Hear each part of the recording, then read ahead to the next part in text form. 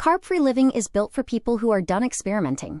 If you're finished chasing trends and ready to commit, this is where the real work begins. Here, we go beyond surface-level advice and break down the mechanics of a strict carnivore lifestyle. No plant-based detours, no balanced diet lectures, no watered-down takes. Inside, you'll find deep dives into carnivore science and real-world results, practical protocols for fat ratios and adaptation, and clear breakdowns of lab markers like lipids, insulin, inflammation, and ApoB. We also tackle the hard stuff: stalled progress, cravings, plateaus, and what actually changes when you hold the line at is less than or equal to 25 grams carbs per day. The good, the uncomfortable, the measurable. You'll get exclusive, extended podcast episodes, uncensored discussions, direct Q&A access, and a focused community that takes discipline seriously. If you're just curious, this isn't for you. If you're committed, welcome. Your support fuels the research, the content, and the conversations mainstream platforms won't host. Carb-free living isn't a trend. It's a discipline. Okay, so picture the standard food pyramid for a second. You know, the one we've all seen since grade school. Oh, yeah. You've got your grains at the wide bottom, fruits and veggies in the middle, and fats and sweets, and that tiny little proceed with caution triangle at the very top. Right. It is burnt into our collective consciousness. It's basically the logo for healthy living at this point. Exactly. Now, I want you to imagine taking that pyramid, flipping it completely upside down, and then just shaking it. Yeah, shaking it until literally all the plants fall out. Because that is effectively the diet we were looking at today. No vegetables, no fruit, no fiber. And here is the kicker. Absolutely no calorie counting. It sounds like nutritional heresy. I mean, really, if you said this to a dietitian 10 years ago, they would have fainted. They might still faint today, honestly. Welcome, everyone. We are doing a deep dive into the carnivore diet today, but specifically, we are unpacking a really comprehensive beginner's guide by Dr. Ken Berry. And before you roll your eyes and think this is just some internet trend for bodybuilders who want to eat raw liver, we really need to look at the source here. Yeah, that's crucial. Dr. Berry isn't just an influencer. He is a family physician with over 20 years of clinical experience. Right. And that context is vital. He's been living this lifestyle himself for a long time. But he's coming at it from a medical and physiological perspective. He isn't pitching this as a steak lover's dream, although it certainly looks like one. He presents it as a metabolic intervention. And that's our mission for this deep dive. We aren't just going to give you a grocery list of what meats to buy. We want to understand the physiology. Like, why does Dr. Berry claim that removing plants changes your stomach acid pH? Right. Why does he think you can just ignore calories entirely? And is there any actual logic to the idea that you don't need vitamin C? It is a lot to unpack. But the core promise here is that by restricting your input entirely to animal products, you aren't just changing your meals. You're forcing a total metabolic shift. So let's start with the rules of engagement. If you decide to do this, the very first thing Dr. Berry tells you to do is stop counting. Which honestly feels like a trap. I mean, we've been trained that weight loss is purely math. Calories in, calories out. Right. Calories in, calories out. Yeah, it's what he calls the comfortably stuffed rule. And it is the hardest hurdle for most people because we have been completely programmed to view food as a calculator exercise. You know, weigh your grams, stop before you're full. Dr. Berry says you have to completely delete that software. So what replaces it? Because if I'm not using a calculator, what metric am I supposed to use? Satiety signaling. His instruction is absolutely emphatic here. Ignore the calories, ignore the macros. You eat fatty meat until you are comfortably stuffed. And actually, for a beginner, he wants you to overshoot that mark. Overshoot it. But isn't the goal usually weight loss or at least metabolic health? Overshooting seems totally counterintuitive. It does, but his argument is that most of us has a broken appetite thermostat. Years of dieting and restricting and binging have trained us to stop eating while our bodies are still literally asking for nutrients. Because we think we should stop. Exactly. We stop because the app on our phone says we hit our limit, not because we're actually done. On carnivore, the goal is to repair that natural signal. He wants you to eat until you literally do not want to take another bite. But if I eat steak until I can't move, I'm going to be consuming thousands of calories. I feel like you'd gain 10 pounds in a week doing that. Well, in the short term, maybe you do eat a surplus. But here's a really interesting insight from the source material. You cannot binge on steak the way you binge on potato chips. That's true. It's highly self-limiting. Dr. Berry notes that a natural progression occurs. You might start with 3 big meals a day, but because you are eating such incredibly nutrient-dense fatty protein, The hunger signals Turn off. they just turn off. So you're not using willpower to skip snacks. You just genuinely aren't hungry. Exactly. Snacking is strictly forbidden in his guide, but most people find they don't even need to enforce that rule. It just happens on its own. Many people naturally slide into eating 2 meals a day or even 1 meal a day, OMAD, without even trying. They simply forget to eat. Forgetting to eat is a very foreign concept to me. Yeah. But this brings up the timeline. Because you can't just try this for a Tuesday and see if it works right. Oh, no, absolutely not. Yeah. He calls it a challenge for a reason. He strongly suggests committing to a specific time frame, like 30, 60, or 90 days. You need at least that long to get past the adaptation phase. Which we'll get to because that phase can be rough. Very rough. Interestingly, Dr. Berry actually started his own journey with just a 30-day challenge on his Facebook page. He fully intended to quit after a month. Really? Yeah, but he felt so significantly better than he did on a standard keto diet that he just kept going. The guide mentions he was at something like 18 or 19 months straight when he put this together. Okay, so let's get into the specifics of the menu. Because meat is a pretty broad category. Right. If you're doing this, are you just eating chicken breasts and turkey bacon? I mean, you could, but you probably wouldn't feel very good. There's a distinct hierarchy here. Dr. Berry strongly suggests basing the vast majority of your diet on ruminant animals. Ruminants, so cows, sheep, deer. Correct. Animals with multiple stomach chambers. Why does that matter, though? Is cow protein functionally different from chicken protein? It's really about the nutrient profile and the fat quality. Ruminants are incredibly efficient at taking plant matter like grass, fermenting it, processing it, and turning it into a very specific, highly nutrient-dense muscle profile. It's almost like the cow does the work of processing the plant so your digestive system doesn't have to. It is exactly how he frames it. Dr. Berry claims that most people experience their absolute optimal mental and physical results when they focus heavily on beef, lamb, and venison. So beef is king. But that brings us to the elephant in the room. Or, well, the cow in the room. The cost. Yeah, the cost. An all-beef diet sounds incredibly expensive. I mean, having ribeyes every single night is going to drain your bank account. It certainly can. But Dr. Berry is extremely pragmatic about this in the guide. He actually jokes about the grass-fed, panda-massaged beef from the Himalayas. Panda massage beef, Well, like, if you can afford that, fantastic, go for it. But he explicitly says you can still heal your metabolism eating hot dogs, bologna, and Spam. Spam. Wait, you're telling me a medical doctor is officially signing off on Spam? If that is what your budget dictates, yes. His core argument is that the quote-unquote worst meat is still metabolically superior to the standard high-carb, sugar-laden diet most people are coming from. That makes sense. The inflammatory markers from the constant sugar and seed oils are the real enemy here, not the processed meat, at least in the context of getting through the initial transition. That's a pretty bold stance, but it certainly lowers the barrier to entry. If you could do this on a hot dog budget, that totally changes the game for a lot of people. What about the other proteins, though? Eggs. Seafood. All totally fair game. Eggs, shrimp, shellfish, pork. If it comes from an animal, you can eat it. He even includes one category that might make you a bit squeamish. Let me guess. Insects. I was really hoping we'd just skip over that part. Well, Dr. Berry admits he doesn't eat them personally. Thank goodness. But he classifies crickets and grubs as ancestrally appropriate. So technically speaking, if you have a sudden craving for crickets, you weren't breaking the rules. I think I will stick strictly to the ruminants, thank you very much. But there's a crucial component we haven't touched on yet. It's not just about protein, right?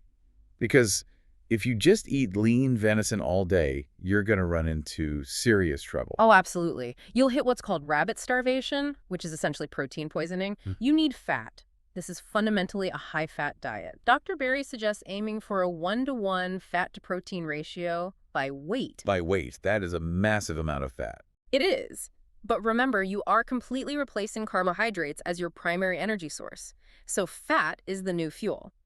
This means a lean chicken breast is basically useless to you unless you add a ton of fat to it. Right. And this is where he draws a very hard line. No vegetable oils, no shortening, no canola oil. You need to cook everything in beef tallow, bacon grease, butter, or ghee. Bacon grease. Yeah. My grandmother is definitely smiling somewhere right now. It really is a return to traditional cooking fats. But this massive shift to high fat and high protein isn't just a shopping list adjustment. It causes a very real biological reaction. And Dr. Berry warns that the transition, those first few weeks, can be physically painful. Right, the ouch phase. That's the one. Yeah. And this is where our deep dive gets really interesting from a physiological standpoint. Because why does it hurt? It all comes down to stomach acid. See, I always assumed our stomach acid was just always highly acidic. Like, isn't this whole job to dissolve things? Yeah, it is. But the pH varies significantly based on what you eat. Dr. Berry explains that a standard high-carb diet actually makes the stomach lazy. It tends to rest at a pH of about 3 to 5. Okay. That is acidic, sure, but it's a weak acid. It's enough to break down a piece of bread or a bowl of pasta, but it is nowhere near strong enough to efficiently break down massive amounts of dense animal protein. To digest a big steak properly, your stomach needs to ramp up to a highly acidic pH of about 1.3 to 2.0. That's a huge difference because pH is a logarithmic scale, Right. right? So we're talking battery acid levels of strength. Exactly. And your body doesn't just flip a switch overnight. It takes time for the stomach lining to get the signal to consistently produce that much strong acid. So if you go cold turkey and eat 3 pounds of steak on day 1, your lazy stomach physically cannot handle it. It just sits there. It just fat. sits there like a rock. You get terrible reflux bloating, severe indigestion. So how do you avoid that trap? Do you just have to suffer through the indigestion? You do a slow roll. Dr. Berry strongly advises transitioning over 1 to 3 weeks. You slowly increase the meat and slowly decrease the carbs. Give the digestive machinery the time it needs to ramp up production. And it's not just the stomach either, is it?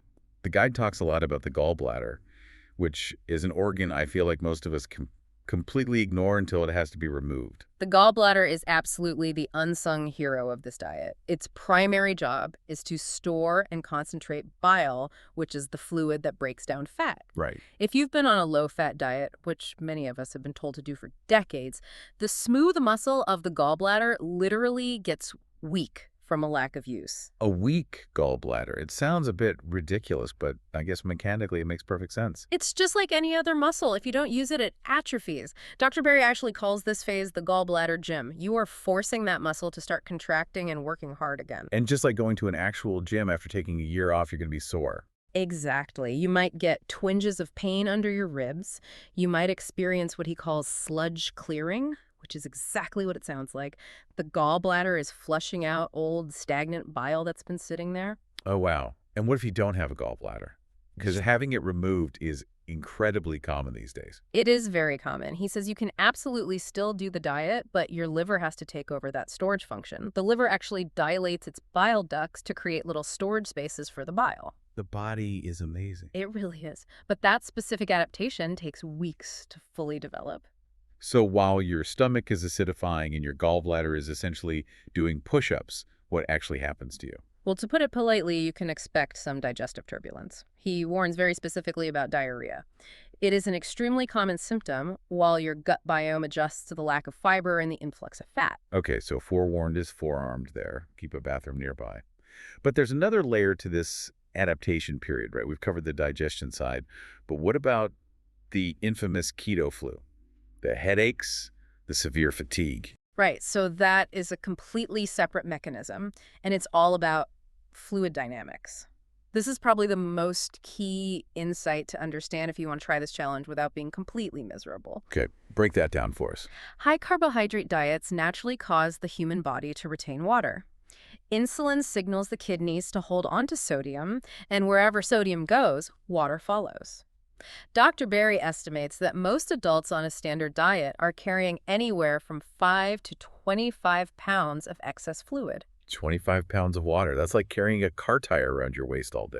It's a massive amount of fluid. So when you cut out the carbs, your insulin levels drop significantly. Suddenly, the kidneys get the signal to diurese, basically, to dump all that stored water. Which is why people see that massive whoosh of weight loss in the first week. Yes. They step on a scale and say, I lost 10 pounds in 5 days. Right. Which feels incredible, but it's actually dangerous if you aren't careful. Because when that water leaves the body, it doesn't leave empty-handed. It strips electrolytes, sodium chloride, potassium, magnesium right out of your system. That rapid mineral drain is exactly what causes the headaches, the brain fog, and those really intense withdrawal cravings. So when you're sitting there craving a donut on day 4, you're not actually craving the sugar. Dr. Berry argues you are highly likely craving minerals. Your body is screaming for salt, but your brain misinterprets that signal as a craving for the comfort food you usually eat. Wow. So how do we fix it? Do we just drink a ton of water to stay hydrated? No, actually, plain water alone makes it much worse. Wait, really? Yes, because if you chug plain water, You just dilute your blood further and flush out even more electrolytes. You need salt. A lot of it. This goes against literally everything my cardiologist has ever said. It totally does. But you have to remember the context. In this low insulin state, your kidneys are dumping sodium rapidly. You aren't retaining it anymore. Dr. Berry recommends using real salt. He specifically mentions Redmond's real salt. And he says to salt your food heavily to taste. Don't fear it. And if the salt isn't enough, If you're still feeling the flu, he suggests using electrolyte drops. He uses them in his drinking water, and he even puts the drops directly onto his steak. drops of minerals on a steak. Now that is serious dedication. He specifically mentions using keto chow daily minerals to combat the withdrawal. The main takeaway is you have to actively manage your mineral intake or you will feel terrible. Okay, so we have the biology and the physiology down. Let's pivot over to the practical side of things. Because living on a strict all-meat diet in the real modern world is tricky. You have grocery budgets, you have social events, family dinners. How does Dr. Berry suggest we handle the actual logistics? He has a few really great hacks to survive the modern world. The first one he talks about is the butcher strategy. The butcher strategy, like befriending the local butcher. Exactly that. Go down to your local grocery store's meat counter or a local butcher shop. Introduce yourself and ask them specifically for the things they usually throw away in the back room. Like what kind of things? Fat trimmings mostly. Butchers trim huge amounts of perfectly good fat off of steaks just to make them look pretty and lean for the average consumer. They usually just toss all that fat right in the bin. What a waste. It is. Dr. Berry says you can often get these fat trimmings for free or for absolute pennies on the dollar. You can take them home and render them down into tallow for your cooking, or, and this is a bit hardcore, you can literally fry the fat strips in a pan and eat them like potato chips. Fried fat chips.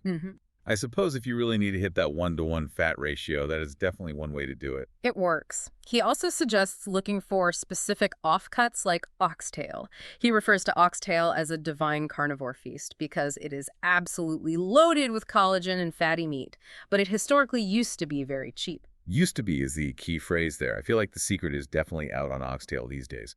But what about minimizing waste at home? Because meat is expensive and you really don't want to throw anything away. That leads right into his bone bag hack, which honestly is something everyone should do, whether they are a carnivore or not. No, the bone bag. You just keep a large gallon Ziploc bag in your freezer.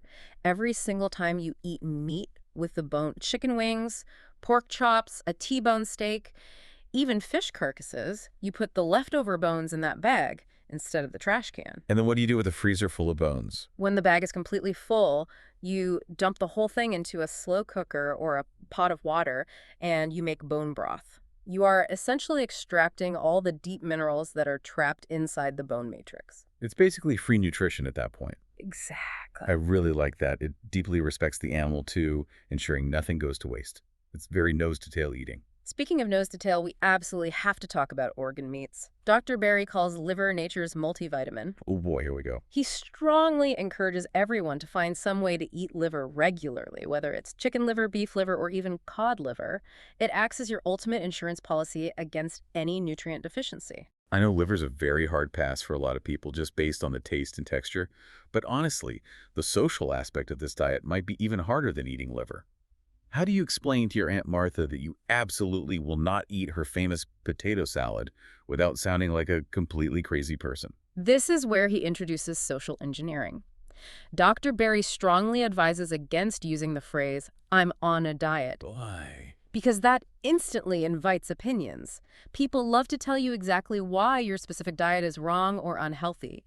Instead, he suggests framing the whole thing as a health challenge. Ah, so you say I'm doing a 90-day challenge. Exactly. You say something like, I'm testing this elimination challenge for 90 days to see if it helps clear up my joint inflammation. That is brilliant. It is, because people generally respect a challenge. They step back and say, oh, well, good luck with that, rather than trying to force feed you a dinner roll. It completely changes the dynamic. That is incredibly smart psychology.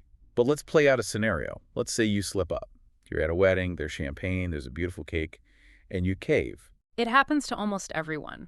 The real danger isn't the cake itself. It's the psychological spiral afterward. Right. You eat one cookie and you think, well, I've already ruined today. I might as well order a large pizza and start over on Monday. Exactly. Dr. Berry's advice here is just simple resilience. Do not beat yourself up. Do not try to punish yourself with fasting or starvation the next day. Just make your very next meal a proper high-fat carnivore meal. Just get right back on the wagon instantly. Simple enough. Forgive and move on.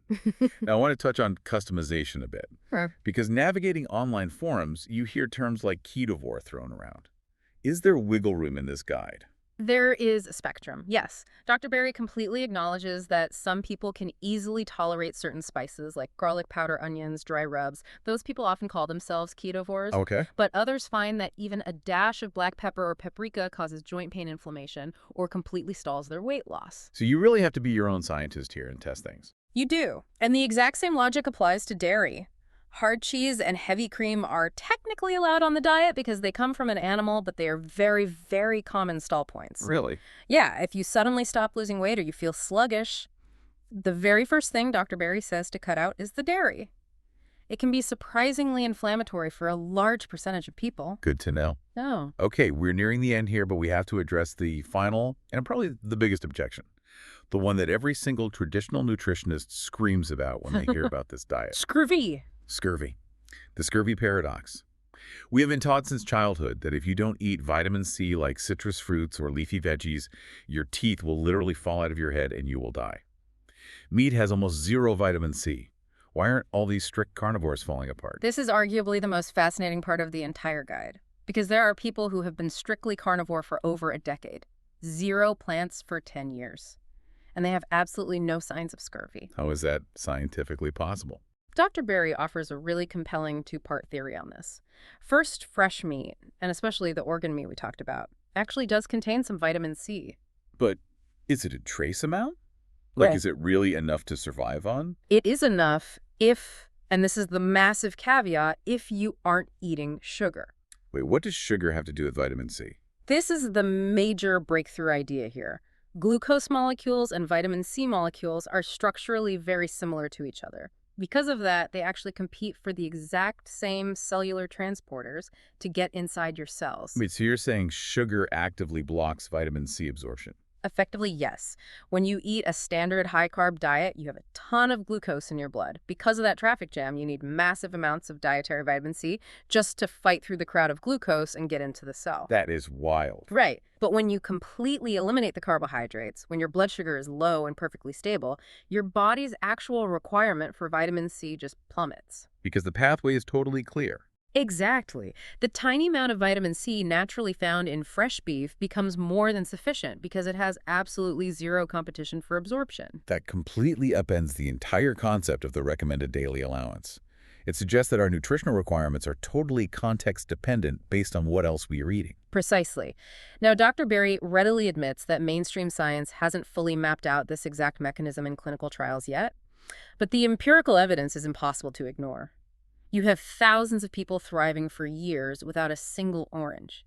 It strongly suggests our medical textbooks are missing a massive chapter on human metabolic adaptation.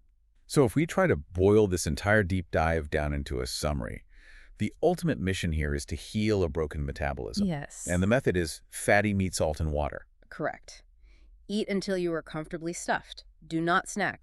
Transition very slowly to save your stomach acid and your gallbladder from shock. And above all, give it enough time, a full 90 days, to actually see what happens. It is without a doubt a radical departure from everything we've been taught. But listening to the logic regarding stomach acidity and how insulin drives fluid retention, it all makes a really surprising amount of sense. It forces you to critically question the default setting of modern nutrition. I mean, even if you decide you don't want to go full carnivore, just realizing that eating sugar actively increases your body's nutrient needs is an incredibly valuable takeaway. Absolutely. Dr. Berry leaves us with that lingering ancestral question. If our bodies are fundamentally designed to run this efficiently on just meat and fat, what other supposed requirements of modern life are actually just optional clutter? That is definitely the question to chew on today. Maybe it's time to seriously consider what your own 30-day challenge might look like. Thank you so much for diving in with us. Stay curious out there.